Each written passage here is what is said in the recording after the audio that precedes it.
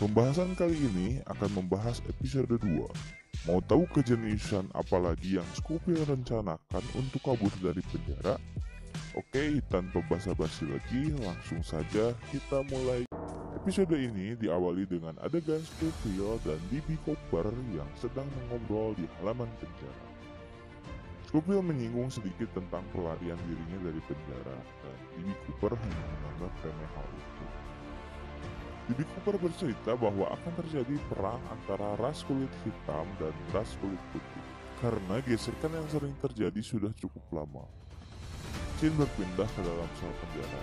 Para sipir penjara mengadakan razia sel, dan para napi pun berlomba-lomba untuk membuang barang-barang terlarang. Scofield kepergok sedang memegang pisau milik Sucre, dan kepala penjara datang, dan Sucre lah yang ditangkap. Karena Scofield dibela oleh kepala penjara Pop. Pop tidak mau jika Scofield diisolasi karena nanti ia nggak bisa bantuin Pop bikin mahkota jemaah. Scofield berbincang dengan kakaknya. Kakaknya menanyakan bagaimana cara kabur dari penjara Fox River. Scofield menjawab caranya adalah kabur lewat ruang medis. Disitulah titik terlemah dari keamanan penjara. Scofield bercerita bahwa ia membutuhkan obat Pupnap untuk menurunkan insulin, sehingga ia akan rutin masuk ruang medis untuk disuntik insulin. Nah, rutinnya Scofield masuk ke ruang medis akan dimanfaatkannya untuk mempersiapkan jalan kabur. Scene berganti, terlihat Scofield sedang mencari sesuatu di bangku-bangku yang berada di halaman. Ternyata ia mencari sebuah baut. Karena ia arsitek dari penjara ini, maka ia tahu baut ukuran berapa dan berada di posisi mana. Ketika Scofield sedang berusaha memutar baut, datanglah seorang pria. Perkenalkan, dia adalah T-Bag, seorang narapidana yang memiliki kasus penculikan 6 orang anak laki-laki dan perempuan. Ia memperkosa dan membunuh anak-anak tersebut secara sadis. T-Bag mengajak Scofield untuk bergabung menjadi bawahannya. Jika Scofield mau bergabung, T-Bag bisa melindungi dan menjamin keselamatannya jika terjadi perang ras kulit putih melawan ras kulit hitam. Namun Scofield menolak dan pergi meninggalkan baut yang belum berhasil terambil. Lanjut, Scofield menanyakan kepada Franklin keberadaan obat Pupnap yang ia minta. Scofield meminta barang tersebut malam ini juga. Franklin pun sangat kepo ingin tahu untuk apa fungsi Pupnap tersebut. Scofield pun melanjutkan mengambil baut, namun aksinya ketahuan oleh T-Bag. Bautnya pun diambil dan disita olehnya. Rencana Scofield pun gagal. Scene berganti, kekepoan si Bellic yang mencari-cari kesalahan orang membuatnya ia memeriksa sel Scofield. Dan akhirnya ia menemukan sesuatu ketika ia menggosok sebuah kertas kosong. Kertas itu bertuliskan Schweizer Allen 1112-1147. Bellic mencoba mencari info lewat database narapidana yang pernah menetap di River Fox, tapi Bellic tidak mendapatkan info apa-apa. Lalu, kode apakah itu? Lanjut, Abruzzi kedatangan tamu 2 orang. Tamu itu adalah mantan anak buahnya dahulu ketika ia belum masuk penjara. Mereka datang untuk meminta Abruzzi mencari info keberadaan Fibonacci sesegera mungkin. Jika tidak, maka Fibonacci bisa bersaksi di pengadilan tentang kejahatan para mafia Abruzzi. Abruzzi pun berjanji akan mendapatkan info Fibonacci sesegera mungkin. Singkat cerita, Scofield datang ke selnya T-Bag untuk mengambil baut yang ia suka. Namun ia kepergok oleh T-Bag. Terlanjur basah, ia berkata ingin bergabung jadi anak buah T-Bag. T-Bag tidak semudah itu percaya kepada Scofield. Ia menyuruh Scofield untuk membuktikan dengan cara membunuh ras kulit hitam saat perang dimulai. Percakapan itu didengar oleh ras kulit hitam, yaitu sang penjual obat Franklin.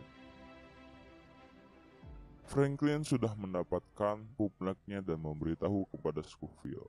Namun karena Franklin mengira Scofield bekerja sama dengan T-Bag ingin membunuh ras hitam, Franklin tidak jadi memberi Pupnapnya kepada Scofield. Padahal Scofield berkata itu hanya salah paham saja. Scene berpindah, Veronica yang sedang menyelidiki kasus Burrow meminta rekaman CCTV penembakan dan pembunuhan yang mantan pacarnya lakukan. Ia pun diberikan salinan rekaman CCTV tersebut. Dan ketika Veronica menontonnya, memang benar di video itu Burrow lah dengan sangat jelas melakukan penembakan kepada kakak wakil presiden. Veronica datang menjenguk Burrow. Di sini Veronica amat marah karena sudah jelas-jelas di CCTV Burrow melakukan penembakan. Namun, Burrow bersikeras mengaku dijebak. Dia berkata bahwa tak pernah menarik pelapuknya sama sekali. Kakak Wapres sudah mati sejak awal sebelum Burrow datang ke TKP. Ia disuruh temannya, Crab Simon, demi melunasi hutang. Seseorang ingin menyeting agar seolah-olah Burrow lah pelakunya. Mendengar cerita ini, Veronica semakin tidak percaya dan meninggalkan mantan pacarnya. Scene berganti. Perkenalkan, dia adalah Kellerman, seorang agen rahasia yang diutus untuk menutup-nutupi kebenaran kasus Burrow agar jangan sampai terbongkar. Kellerman mempertanyakan siapa yang minta salinan rekaman CCTV tersebut, dan dia pun diberikan.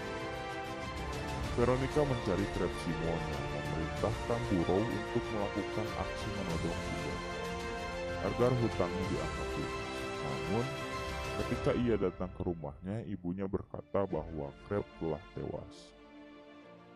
Seseorang menelpon untuk datang dan mengobrol kepada Veronica. Dia adalah pacar dari Crab Simons. Ia memberitahu kejanggalan tewasnya pacarnya. Kebetulan sekali ia bunuh diri seminggu setelah tewasnya kakak wakil presiden. Wanita ini berpesan kepada Veronica agar berhati-hati terhadap dalang di balik semua ini. Wanita itu pun pergi dengan wajah yang sangat ketakutan. Dan ternyata agen Kellerman memata-matai mereka dari kejauhan. Agen Kellerman pun menelpon seorang wanita. Ia melaporkan bahwa ada tikus kecil yang berusaha membongkar rahasia kasus Burrow. Wanita inilah penjahat sebenarnya yang menyeting fitnah pembunuhan oleh Burrow. Kembali ke sel, seluruh napi disuruh berdiri di depan sel. Namun disinilah perang tersebut pecah.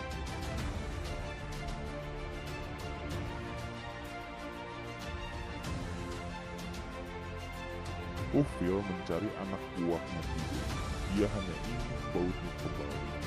Namun anak buahnya T-Bag dibunuh oleh kulit hitam, dan ia memeluk Scofield karena kesakitan. Namun peristiwa tersebut dilihat oleh T-Bag, dan T-Bag pun menyangka bahwa Scofield lah yang membunuh anak buahnya tersebut. T-Bag pun di sini marah besar kepada Scofield. Scofield sedang menggosokkan baut ke lantai untuk mengoperasi. Ternyata baut itu digunakan untuk membuka baut wastafel. Nah, pedoman tatonya berfungsi kembali. Ada lingkaran hitam yang berguna menyamakan ukuran kunci baut tersebut. Dan bisa kita lihat, kode Schweizer adalah merek wastafel dan Allen adalah nama baut. Dan kode 111211147 adalah ID baut tersebut. Pantas saja Bellick tidak bisa menebak.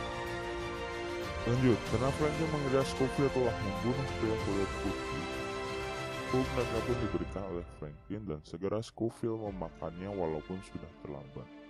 Waktu pengambilan darah pun dimulai. Scofield takut jika pupnaknya belum bereaksi, dan ini dia hasilnya. Ia pun positif diabetes, artinya ia kekurangan insulin. Scofield pun berhasil, sehingga dia akan sering bertemu dengan si dokter cantik ini untuk melakukan penyuntikan. Scene berganti, Scofield diajak untuk masuk ke gudang oleh anak buah Abruzzi, dan ternyata Scofield dipaksa untuk memberitahu keberadaan Fibonacci. Abruzzi mengancam jika Scofield tidak memberitahu dalam hitungan ketiga, maka jari kakinya akan dipotong. 1. Scofield nggak memberitahu. 2. Jika Scofield memberitahu, maka dia akan mati.